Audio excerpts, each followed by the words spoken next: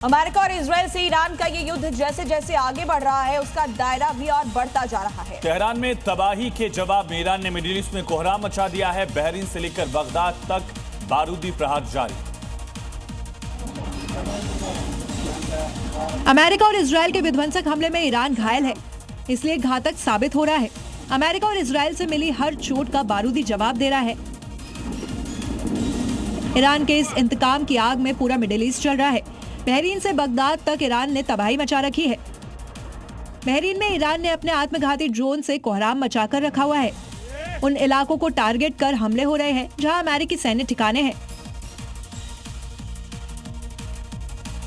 नैन sir, जिसका जिक्र Ravinder sir ने किया कि ये बलूच वाला फ्रंट भी अगर यूएस खोलता है उससे इंस्टेबिलिटी तो बढ़ेगी, लेकिन पाकिस्तान के लिए भी दिक्कतें और ज्यादा बढ़ जाएंगी। न सिर्फ ये वॉर जो है मिडिल ईस्ट से, बल्कि एशिया के इस हिस्से में भी अब आती हुई दिख रही है। क्या डेफिनेटली आप सही कह रहे हैं। देखिए, ईरान के अंदर तीन तरह के जो डेमोग्राफी है वहां पे, उसके अंदर एक अजरबैजानी है, एक बलूच है और एक कुर्द है। और ये देखा जाए तो जो अभी विद्रोह हुए थे, इन लोगों को ही इस्तेमाल करके जो है अमेरिका ने सड़कों पे उतारा था पूरे के पूरे इलाकों के अंदर। रही बात अभी कुर्द के अंदर, जैसे मैंने आपको बताया कि कुर्दिस्तान के अंदर से, इराक के नॉर्थ से ये लोग अंदर एंटर कर चुके हैं। इनकी झड़पें होनी शुरू हो गई हैं इराक के बॉर्डर के ऊपर भी और साथ साथ में कुवैत के बॉर्डर के ऊपर भी। साथ साथ में इन लोगों ने क्या किया है कि जो बलूचिस्तान के लोग, जैसे आप बता रहे थे कि पाकिस्तान के बॉर्डर के पास से हैं, उधर आसिम, मुझे लगता है कि आसिम मुनीर इसमें काफी मदद करेगा, क्योंकि अभी जब सिक्योरिटी काउंसिल मीटिंग हुई थी म्यूनिख के अंदर, भरोसा कैसे हो रहा है? उन्होंने देखा नहीं सीरिया में क्या हुआ, आखिर वहां भी सपोर्ट किया जा रहा था एसडीएफ को, अब यूएस पूरी तरह से बैकआउट कर चुका है।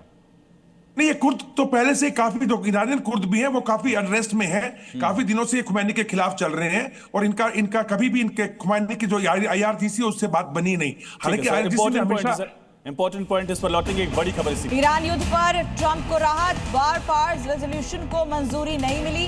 अमेरिकी सीनेट में इसे नामंजूर किया गया है। युद्ध रोकने के लिए बिल लाया गया था, लेकिन बिल मंजूर नहीं किया गया। रिपब्लिकन सांसदों ने बिल को रिजेक्ट कर दिया है और डोनाल्ड ट्रंप के लिए इसे राहत के तौर पर देखा जा सकता है। अगर ये बिल पास होता तो यकीनन डोनाल्ड ट्रंप के लिए थोड़ी चुनौती जो है वो बढ़ती जरूर।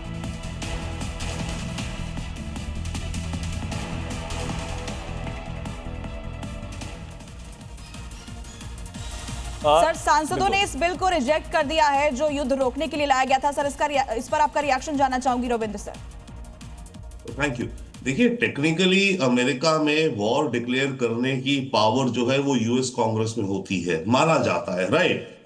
बट आई थिंक 73 में ये हुआ था कि वॉर क्योंकि अर्जेंटली हो जाती है तो प्रेसिडेंट के पास होता है कि प्रेसिडेंट उस पर एक्ट कर सकता है और 2 दिन के अंदर 48 घंटे में वो कांग्रेस को इन्फॉर्म कर दे और कांग्रेस 6 महीने के अंदर उसे अप्रूव कर ले।